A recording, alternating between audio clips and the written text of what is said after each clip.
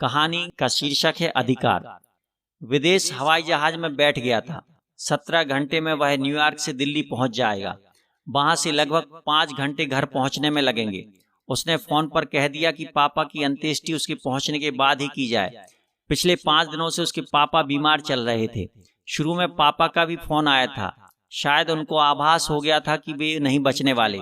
वे कह रहे थे, बेटा तुम्हें देखने की इच्छा है, शायद मैं न बचूं, तुम आ जाओ। सुनकर विदेश ने कहा, पापा मैं एक प्रोजेक्ट कर रहा हूं, अगर यह सफल हो गया तो मेरी पदोन्नति हो जाएगी, मैं कंपनी में तीसरे नंबर पर पहुंच जाऊंगा। पापा ने उससे कहा, बेटा मैं। विदेश ने बात बीच में ही काटते हुए कहा, पापा मैं प्रोजेक्ट समाप्त होते ही आ जाऊंगा। पापा ने बुझे मन से फोन रख दिया था। जब से विदेश बाहर नौकरी करने गया है, पापा यह कई बार सुन चुके थे। इकलौता बेटा था, बड़े अरमानों व मेहनत से उसे पाला था। थोड़ी ही जमीन थी उनके पास। कठोर मेहनत करते और जितना पैसा आता उतना ही विदेश के सपनों की पतंग को ढील देते। कहते, तुम्हें जितना पढ़ना हो बताना, तुम्हें पढ़ाने के लिए कोई कसर नहीं छोड़ूंगा। विदेश ही उनका वर्तमान और भविष्य था। विदेश ने भी पढ़ने में कोई कसर नहीं छोड़ी थी। उसने इंजीनियरिंग के बाद MBA किया। उसे तुरंत ही अंतर्राष्ट्रीय कंपनी में नौकरी मिल गई। मेहनत व लगन से वह कंपनी के पदों पर ऊपर चढ़ता जा रहा था। उसको पदोन्नति का ऐसा चस्का लगा कि उसने निश्चय किया कि वह वाइस प्रेसिडेंट बनेगा। वह पूरे प्राण प्रण से लग गया। विदेश जब पहली बार परदेश गया तो 5 साल बाद माँ की मृत्यु के बाद लौटा। माँ बाप उससे खूब कहते, काम तो जिंदगी भर करना है, थोड़ी जिंदगी जी लो, शादी कर लो, कुछ दिन हमारे पास रहो, साल में कम से कम 10-15 दिन ही सही, हमने जो वृक्ष लगाया है उसकी छाया तो महसूस कर सकें, शांति, संतुष्टि और प्रसन्नता महसूस कर सकें। जब माँ बीमार हुई तो पिता फोन कर कर थक गए। काम में लगे होने के कारण वह आना टालता रहा और माँ ने देह दुनिया त्याग दी। तब मजबूरन उसे आना पड़ा। माँ की 13वीं के बाद वह तुरंत विदेश चला गया। पापा कहते ही रहे, कुछ दिन मेरे पास रुक लो, मुझे बहुत अकेलापन लग रहा है, किंतु विदेश नहीं माना। बोला, पापा प्रोजेक्ट खत्म होते ही आ जाऊंगा। वह एक के बाद एक प्रोजेक्ट लेता गया और उसका आना नहीं हुआ। पापा उसको बहुत फोन करते, वह हर बार यही कहता, पापा प्रोजेक्ट खत्म होते ही आ जाऊंगा। माँ की मृत्यु के बाद पापा को बुढ़ापे और अकेलेपन ने बीमार कर दिया। उनकी सांस फूलने लगी थी। जांच में पता चला कि हृदय तो ठीक है, किंतु अस्थमा हो गया है। घर में कोई महिला ना होने के कारण खाना पीना व साफ सफाई समय से व पर्याप्त नहीं हो पाती थी। इस कारण से उनको एलर्जी हो गई थी और फिर उससे अस्थमा। उन्हें जब तब अस्थमा का अटैक आ जाता। वे कई कई दिन बिस्तर पर पड़े रहते। ऐसे में उनकी सेवा उनका पुराना नौकर करता, जो उनके यहाँ बचपन से आ गया था। पापा उसे बेटू बेटू कहकर पुकारते थे, वह भी उन्हें पापा जी कहकर पुकारता था। इस बार अस्थमा का अटैक आया तो उन्हें अस्पताल में भर्ती करना पड़ा। बेटू ने ही उन्हें रात में भर्ती कराया। पिछले 5 दिनों से उसी ने पापा जी की टट्टी, पेशाब, दवाई, खाना पीना सबका ख्याल रखा। पापा जी पूरे समय ऑक्सीजन लगाए बेटू को सेवा करते देखते थे। कहाँ उन्होंने विदेश से आशा लगा रखी थी, कहाँ यह बेटू सेवा कर रहा था। बेटू उनकी ऐसे सेवा करता जैसे वह उनका सगा बेटा हो और वे उसके पिता। रात में जब बीमारी बढ़ गई थी और उन्हें सांस लेने में तकलीफ हो रही थी तो बेटू कैसा परेशान हो गया था।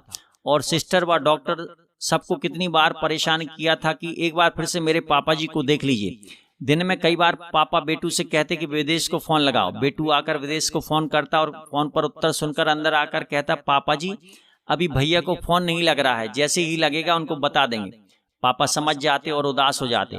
5वें दिन पता नहीं पापा को क्या लगा कि उन्होंने बेटू से मोबाइल लेकर स्वयं विदेश से बात की। बात करके वे हताश हो गए। उनकी सांस और फूलने लगी। विदेश से बात करने के बाद उन्होंने हाँफते हुए अपने वकील को बुलाया। जब वकील साहब आ गए तो उन्होंने बेटू को इशारे से बाहर जाने को कहा। करीब 15 मिनट तक वकील साहब चैम्बर में रहे और फिर चले गए।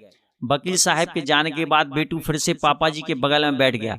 वह पिछले 4 दिनों से सोया नहीं था। उसकी आंखें लाल हो गई थी, चेहरा धंस गया था, शायद अच्छे से खा पी भी नहीं रहा था।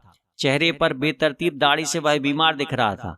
रात भर जागने से और दिन भर बगल में बैठे रहने से वह बीमार होने की कगार पर पहुंच गया था। पापा जी ऑक्सीजन मास्क लगाए उसको एकटक देख रहे थे। रात 12 बजे बेटू ने पापा जी से कहा, पापा जी आप आंखें बंद करके सोने की कोशिश कीजिए। पापा जी ने कहा, बेटू तू 4 दिन से नहीं सोया है, तू सो जा, मुझे जब नींद आएगी तब सो जाऊंगा। लेकिन उनको नींद कहाँ। रात 4 बजे उनको खांसी के दौरे पड़ने लगे। मशीनें रक्त ऑक्सीजन कम बताने लगी। बेटू दौड़कर मुख्य परिचारिका को बुला लाया और फिर तुरंत ड्यूटी डॉक्टर को बुला लाया। उन्होंने दवाई, इंजेक्शन, नेबुलाइजेशन सब दिया, किंतु पापा जी को आराम नहीं आया। ड्यूटी डॉक्टर ने छाती विशेषज्ञ को फोन किया, किंतु उनके आने के पहले ही पापा जी ने अंतिम सांस ले ली। बेटू फूट फूट कर रोने लगा। सुबह के 7 बज गए थे। उसने तुरंत विदेश को फोन किया। विदेश ने बेटू को सब रिश्तेदारों को फोन करने और दूसरे दिन अंत्येष्टि की तैयारी करने को कहकर 10 बजे की फ्लाइट पकड़ ली। फ्लाइट में बैठकर वह सोच रहा था, घर जाकर वह पापा की अंत्येष्टि करेगा, तीसरे दिन ही 13वीं कर देगा, चौथे दिन वार्षिक श्राद्ध कर देगा। फिर कुछ दिनों में वह घर, खेत, सोना आदि बेचकर रुपए लेकर वापस आ जाएगा। पूरी फ्लाइट में उसको घर, प्रॉपर्टी एवं प्रोजेक्ट के विषय में विचार आते रहे।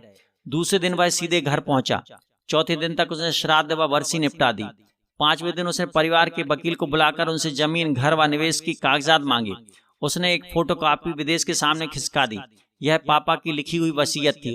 उसमें लिखा था, बूढ़े माँ बाप की सेवा करना भी जवान बच्चों का प्रोजेक्ट है।